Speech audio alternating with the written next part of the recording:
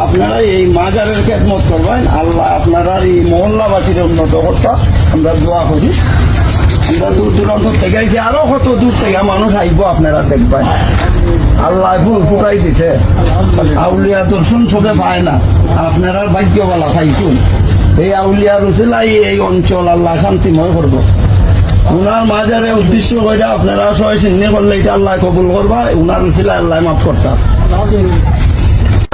বাগান বানাও ইয়া আল্লাহ, উনার রসিলায় আমাদেরকে তুমি মাফ করে দাও ইয়া আল্লাহ। 3-4 দিন 1 সপ্তাহ যাওয়ার পরে লাশগুলি পচে যায়, গলে যায়।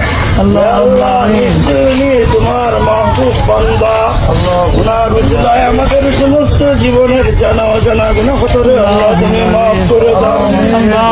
উনার আহলদেরকে তুমি সান্ত্বনা দান করে দাও, তারা যাতে ধৈর্য ধারণ করতে পারে, আর ওনার ধৈর্যকে কিয়ামত পর্যন্ত বুলন্দ করে দাও ইয়া আল্লাহ। ওনার উসিলায় আমাদেরকে তুমি ক্ষমা করে দাও, আমাদের গজবের কারণ বানিয়ে আমাদেরকে আমরাই আমরা বলে যাই আপত্তি নাই। মাবুদ রে, আমাদের সাথে শয়তান আসবে রোজার জন্য কঠিন মুসিবতের সময়, আর আসবে নিঃশ্বাস কান্দান করার জন্য।